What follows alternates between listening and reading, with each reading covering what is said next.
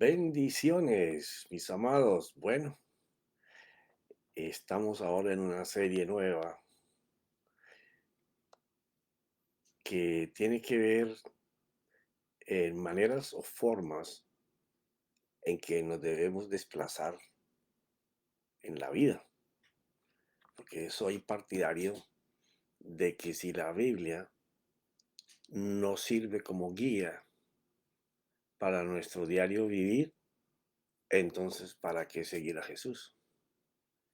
Pero si la Biblia, y cuando hablo de la Biblia, hablo de los principios que Dios ha expresado desde un principio hasta Génesis, de Génesis a Apocalipsis, para nosotros vivir una vida en donde cumplamos la misión por la cual nacimos, para hacer lo que nos mandaron a hacer, usando los dones y las habilidades que Dios puso en cada uno de nosotros, para poder cumplir ese propósito de Él. Porque es que la mayoría de las veces nos enfocamos a cumplir propósitos según nuestros deseos. Y no es que un deseo que tú tengas sea desechado por el Señor, porque Él es el que coloca el hacer en nosotros, Él como el querer hacerlo. Y los que seguimos al Señor, pues Él nos ayuda a producir lo que queremos alcanzar. Entonces es un hilo muy delgado entre lo que yo pienso que debo de hacer con lo que Dios quiere que yo haga, porque se trata de identificar qué es, a ver, miremoslo a este punto, eh, ¿para qué yo nací en este mundo? ¿Qué es lo que yo tengo que hacer en la vida para que mi vida sea de provecho? Y cuando hablo de este provecho, lo primero que tenemos que pensar es en la familia, porque el Señor antes de crear su organización llamada iglesia, sus hijos, ¿cierto? Lo primero que Dios puso antes que lo que se pueda llamar iglesia fue la familia. Entonces es muy importante poder nosotros observar si las cosas que nosotros estamos haciendo, laborando, produciendo, traen beneficio para la familia, o si por el contrario lo que nosotros hacemos desintegra la familia. Porque si esto sucede, seguramente que nuestras relaciones también son afectadas. Lo que hacemos es afectado o la forma en que nosotros lo hacemos. Entonces hay una palabra que no aparece en este término en la Biblia porque es un término de últimas generaciones, la palabra enfoque. Cuando nosotros estamos hablando de la palabra enfocar, estamos hablando de que tú estás mirando objetivamente un punto, un objeto donde tú quieres ir, llegar, poseer, en el que tú determinas hacer cosas para que sucedan cosas para ir a ese punto. Entonces, en la Biblia aparece palabras como mirad con atención, ¿ya? Mirad cómo escuchas y cómo ves. O ten en cuenta lo que te estoy diciendo, o haz lo que te digo, ¿ya? Y eso siempre está acompañado de palabras como no tengas temor, porque yo estoy contigo. O sea, hay una diferencia en el enfoque y es un hilo que yo encuentro tan supremamente casi invisible que uno puede estar haciendo cosas en la fuerza de uno sin participar con el que sabe la misión que tengo que hacer, el que colocó los dones y las habilidades en mi vida para que usándolas yo pueda avanzar. ignorándolo de tal manera que yo me enfoco solo en que mi don y mi habilidad me va a ayudar a salir. Y cuando esto sucede, pues si es el hombre que camina sin los principios del Señor, va a usar todas las artimañas y el producto de sus emociones para poder avanzar en el día a día. O sea, se apartará de caminar de la mano del Señor. Y lo más grave es cuando no sucede siendo creyentes, porque eso no solo indica desobediencia, sino desenfoque a lo que Dios quiere que nosotros hagamos. Aunque en las dos fuerzas, tanto el que se aleja de Dios como el que camina de la mano de Dios, pueden estar hablando palabras, principios, promesas, pactos, pero el uno comienza a hacer en su fuerza cosas para que se produzcan cosas según él quiera, y el otro camina esperando que Dios le ayude para hacer las cosas. Entonces, miramos en el principio, en la introducción de este tema, que fue el capítulo anterior, cómo lo primero que podemos observar en la Biblia es, está explicado desde Juan capítulo 14, pero en el 17, el Señor, en el Evangelio de Juan, es muy claro, no solamente cuando habla con el Padre, sino cuando se dirige hacia nosotros, que así como Él en su manifestación como hombre, ¿cierto? El Padre vivía en Él y el Espíritu vivía en Él, que moraban todos en Él para que Él pudiera hacer las cosas.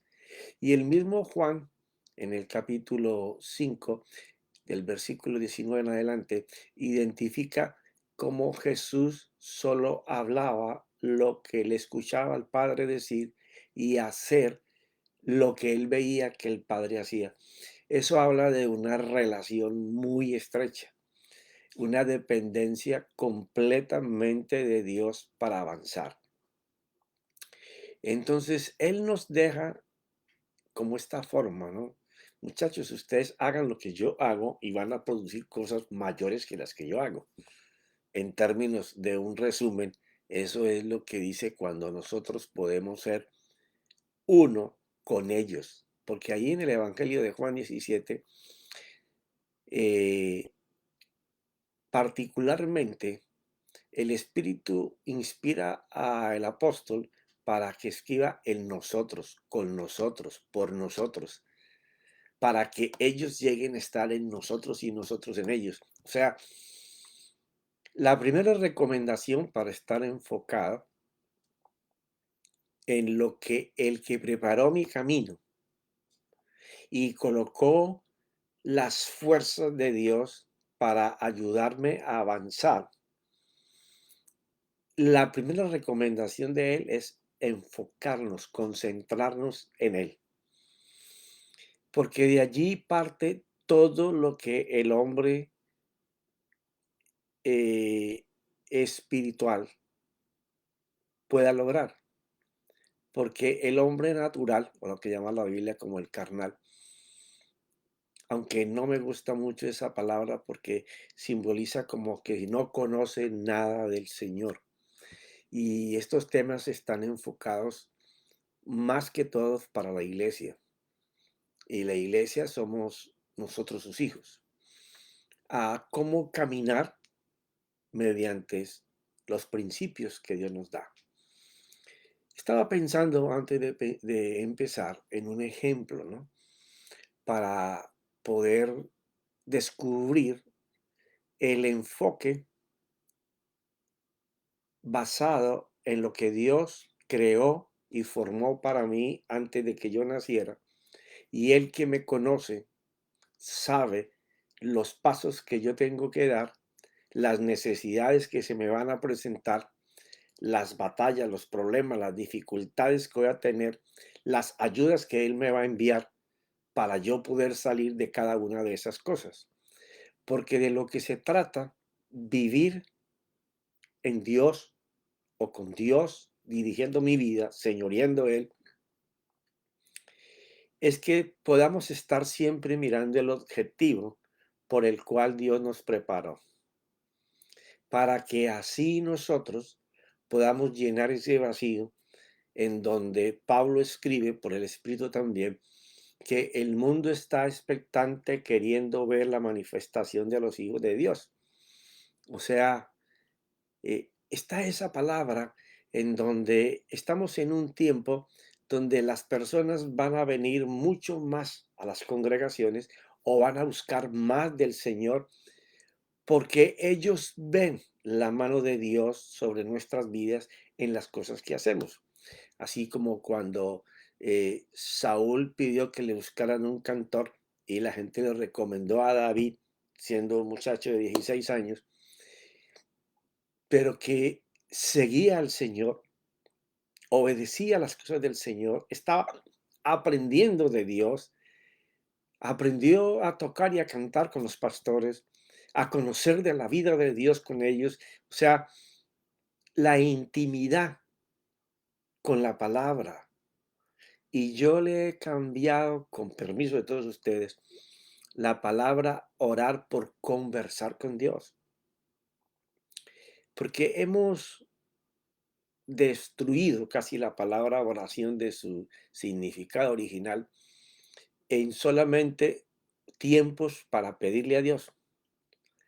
Pero lo más importante de la oración no es pedirle a Dios lo que necesita, aunque no es que no lo podamos hacer, sino pedirlo a Él. Ese es lo más relevante, lo más importante. Y vemos cómo la gente podía hablar de David cosas maravillosas. Era guerrero, cantor, músico, bien parecido, guerrero, peleador, vencedor. Y luego cierra el versículo diciendo, pero lo más importante es que el Señor está con él. De eso se trata, caminar cuando estamos enfocados en las cosas que Dios nos ha mandado hacer. Y para eso, pues vimos en el capítulo anterior, es indispensable en tener una vida en donde estemos permanentemente con los tres. Porque aunque Dios es uno, una vez que Él viene contigo, tú tienes al Padre que creó todas las cosas, tienes al Hijo que vino a producir y a pagar el precio por nuestra vida y que por lo que Él hizo tenemos derecho a su Espíritu Santo, que es el poder de Dios para hacer todo lo que Él habla. Entonces, de allí la importancia de que nosotros podamos vivir en Dios, ¿ya? Entonces, nadie podrá estar enfocado si no tiene la guianza, la dirección del Señor. Y para eso, el Hijo de Dios en este tiempo necesita tener mucha, pero mucha relación, comunión, ya de donde viene la palabra koinonía, pero no para pedir por lo que necesitamos, porque Él sabe lo que necesitamos. Por eso habla en Mateo 6:33 y 34 de buscar primero su reino. Y para buscar primero su reino hay que buscar lo que Él quiere que acontezca, que suceda. ¿Ya? Eso es lo que relata el capítulo 17 y es de las primeras cosas. Y yo estaba pensando, antes de poder entrar en esta segunda parte, eh, había un maestro, esto me lo llegó a mi mente y lo pude producir unos minutos antes de empezar hoy, un maestro de fotografía, comparando como si ese maestro de fotografía fuera nuestro Dios. Y tenía varios discípulos y les entregó a cada discípulo una cámara de esas digitales de hoy, Canon, esas bien poderosas que ya no toman casi fotos, sino parecen videos, en donde usted puede mejorar las imágenes, los colores, bueno, hacer todas esas maravillas que se hacen hoy. Y a cada uno se le entregaron armas para hacer una misión. Primero, la primera arma, la cámara. Lo segundo es que se les dio un cambuche. Un cambuche es como eso que se crea en medio de la naturaleza con las mismas ramas. Se hace como una casita para que alguien se meta ahí. Yo no sé si ha visto los programas de los animales o la gente que está monitoreando pájaros. Y la gente se mete ahí con su buena cámara y con su buena lente. Y se les dio a una tarea que era tomar los movimientos de la ave de paraíso. Es un ave maravillosa, muy linda y sobre todo el macho cuando está la hembra en celo hace una cantidad de cantos y movimientos muy espectaculares. Entonces se le dio a cada uno una cámara, un cambuche y un lugar donde ese pájaro llegaba. Y se les dijo, por favor, enfoquen cuando el animal esté haciendo esa demostración de canto y coloridos. O sea, la misión era una sola, pero cada discípulo la pudo interpretar como él quiso, no como se le dijo. Entonces, un discípulo fue a su cambuche, sacó su cámara y comenzó a ver el paisaje. Se enamoró del paisaje. Y entonces descubrió el ave de paraíso por ahí en una ramita. Entonces, él con tremenda cámara, herramienta que Dios le había dado, porque las herramientas que Dios da son poderosas, comenzó a tomar una foto adornada en donde se viera la belleza del follaje, el paisaje, y un puntico por allá donde se viera el pájaro, el ave de paraíso. Y se gastó todo su tiempo programando colores, formas, horizontes, todo, y tomó la foto. Otro que estaba allí hizo algo parecido, pero dijo, no, el árbol en que está el pájaro es muy hermoso. Vamos a tomar el árbol y vamos a tomar el pájaro también. Que se vean los dos, que eso es una belleza, un contraste maravilloso. Y tomó su foto. Vino otro y dijo, bueno, me mandaron a tomarle una foto al ave de paraíso. Y él también miró por su lente la belleza del paisaje, del árbol en que estaba. Pero él se enfocó en el momento que le habían pedido, en el ave de paraíso y en la ramita en que estaba posado. Y tomó su foto. Llegaron y se presentaron al maestro y cada uno presentó su proyecto. ¿Cuál tú crees que cumplió lo que se le mandó a hacer? Bueno, el que tomó al ave del paraíso en la mera ramita, porque a él no le mandaron a tomarla, a ver la belleza del árbol, como cuando Dios nos manda a hacer algo y nosotros comenzamos a contemplar, oye, pero es que esto se puede hacer de este tamaño, de esta forma. Podemos buscar este camino, podemos hacer este proyecto por aquí, programar esto para avanzar más, ¿ya? Los otros fueron a hacer lo que no se les había mandado hacer. Aunque parecía bueno, aunque las cosas se veían bonitas, no hicieron lo que su maestro les mandó a hacer, que era la importancia de lo que les mandaron a hacer, no era ni la naturaleza que se veía, ni el paisaje, ni el follaje de ese árbol hermoso en donde estaba el ave, sino era el ave en sí. Entonces, uno de ellos solamente pudo presentar la belleza que era el ave, sus colores, esa cola linda que tiene esa ave. ¿Por qué razón? Porque él estaba concentrado, enfocado en lo que le mandaron a hacer. Los otros le añadieron colores, paisajes, pero no era lo que se le había mandado a hacer. Así sucede cuando nosotros no estamos en esa coinonía, en esa comunión con Dios. Podemos estar haciendo cosas que tenga el nombre para Dios, pero no es lo que Dios quiere que nosotros hagamos, por lo cual nos entregó las herramientas, ¿ya? Y es tan importante saber que a veces las herramientas de Dios las desperdiciamos en cosas que no es lo que nos han mandado a hacer. Entonces, la primera prioridad para poder caminar en la misión que Dios me puso, para ir hacia la meta que Él quiere que yo llegue, porque ese es el propósito.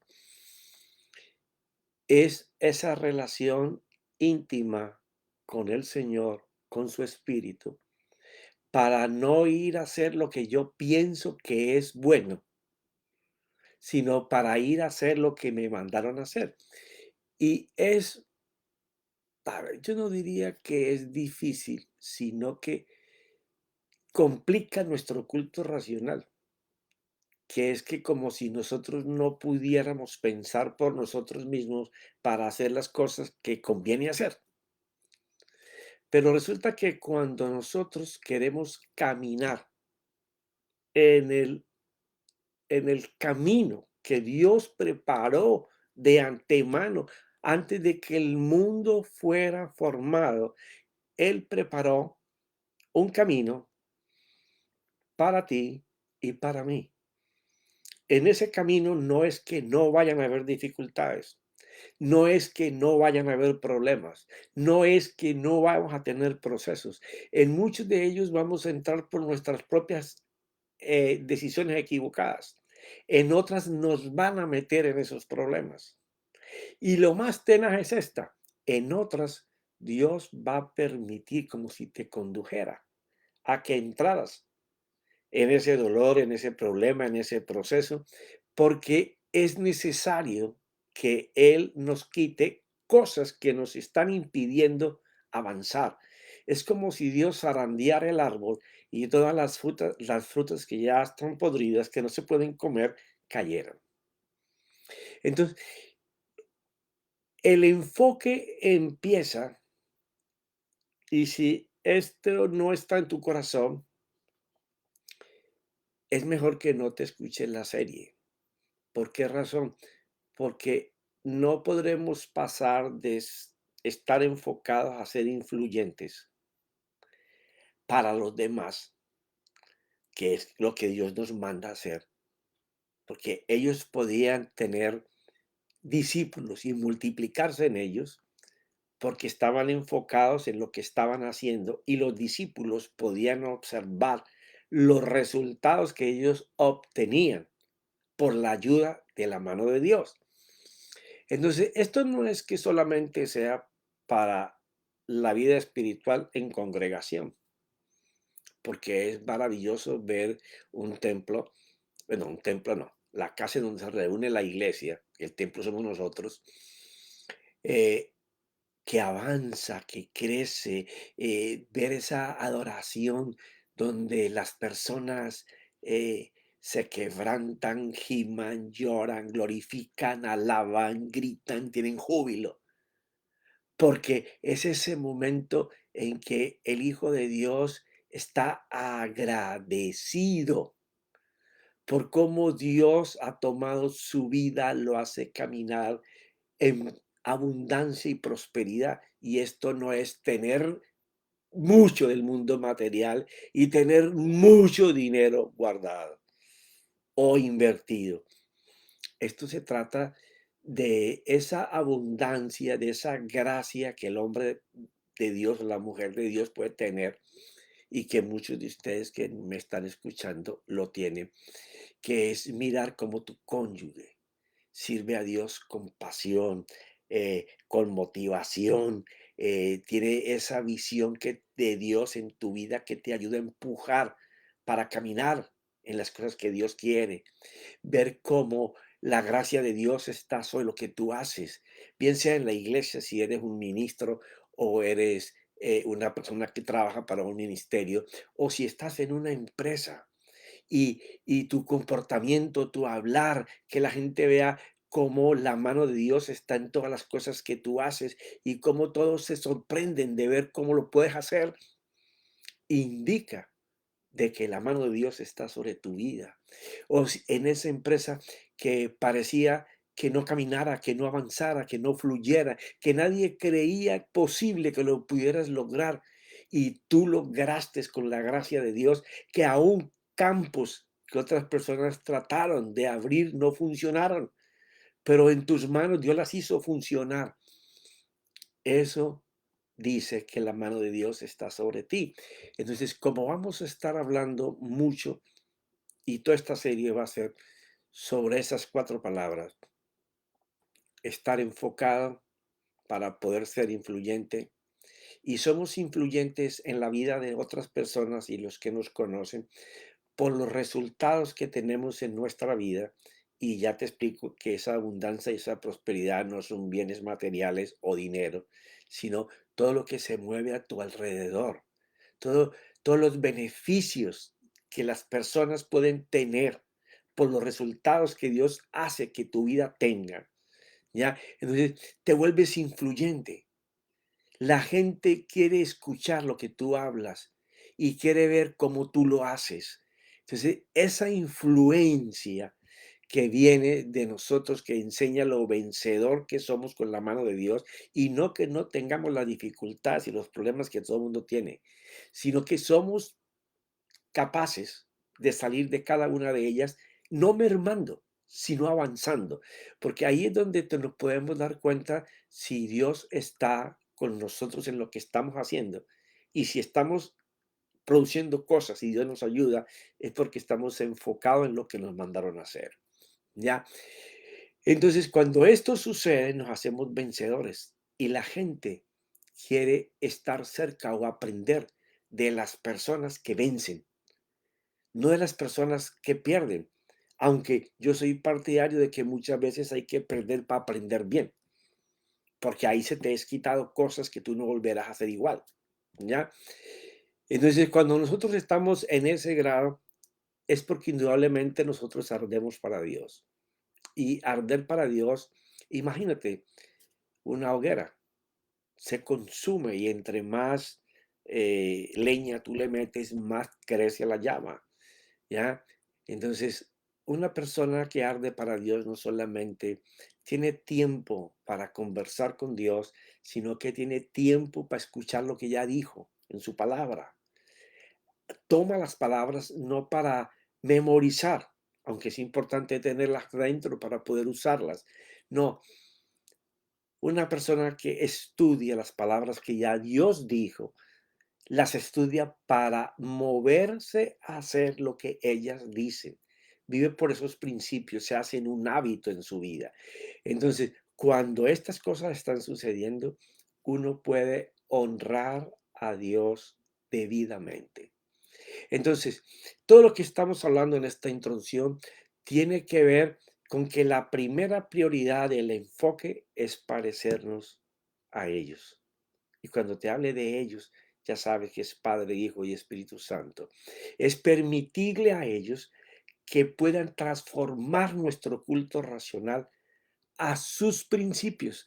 O sea, que aunque yo tengo la habilidad de pensar y puedo definir por mi albedrío que yo quiero escoger, yo voy a escoger vivir por lo que Dios dice. Así cuando yo viva por lo que Él dice, tenga que soltar muchas cosas tóxicas que se me quieren pegar. O sea, personas que no me conviene escuchar o que no me conviene relacionarme con ellas para buscar personas que deseen vivir de la forma que yo anhelo vivir. ¿Ya? Y esto solamente se logra practicando continuamente los principios hasta que se vuelvan un hábito o una forma de vivir.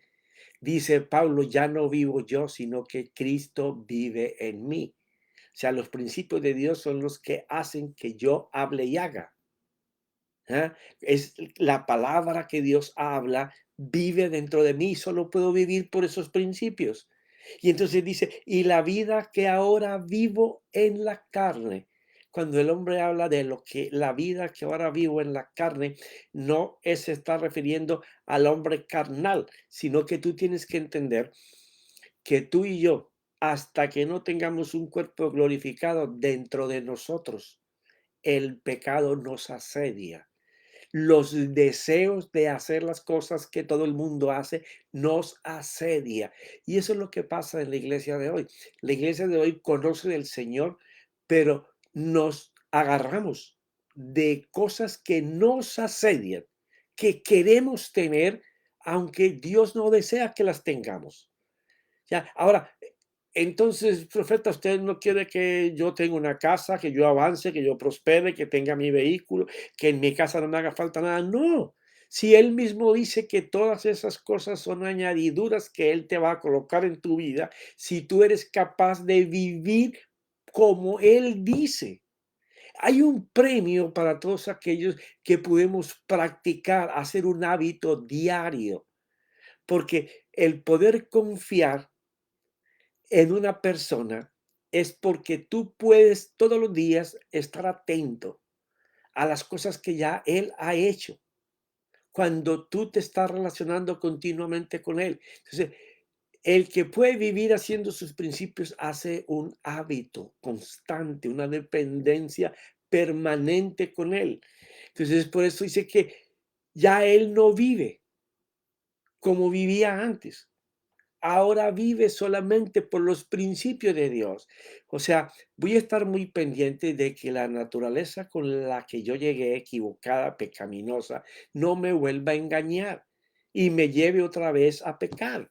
¿Ya? Entonces, él habla de que él vive por la fe en lo que me enseñó el Hijo de Dios, el cual me amó y se entregó a sí mismo por mí.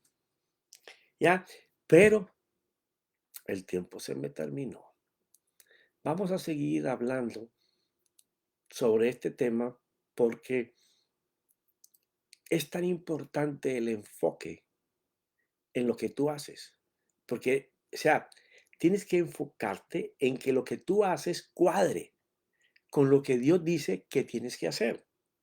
Ahí es donde está el éxito. O sea, es enfocarnos en que lo que yo hago todos los días complazca al Señor, porque es lo que Él preparó desde antes de la fundación del mundo y mis bendiciones están con mi nombre y con fecha de cada día allá en el cielo. Lo vamos a ver cómo Pablo narra esto. Entonces, es muy importante que yo llegue a ese día para hacer lo que me mandaron a hacer, porque estoy enfocado en las cosas con Dios, con Dios. Yo voy a hacer mi diario vivir enfocado en que Dios camina conmigo, en que Dios me ayuda.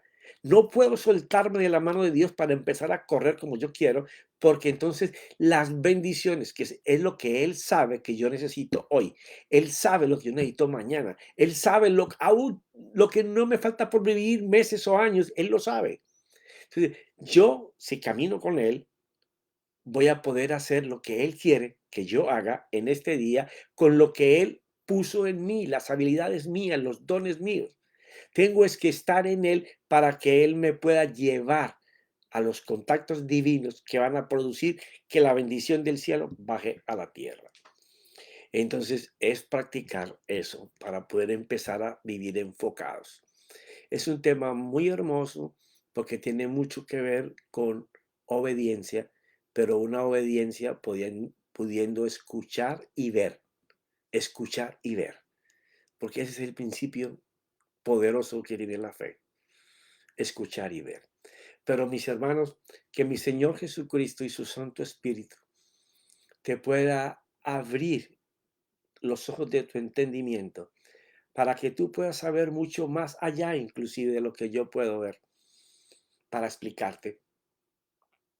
Porque de lo que se trata es que todos los que hablemos en el nombre del Señor podamos llevar palabras para que nuestros hermanos crezcan aún más allá del nivel de fe que nosotros podamos tener. Porque eso es lo que dice Efesios 4:11. Llevar a mis hermanos a una fe madura. Pero se terminó el tiempo. En el nombre de mi Señor Jesucristo y su Santo Espíritu. Amén y amén. Los veo el próximo martes.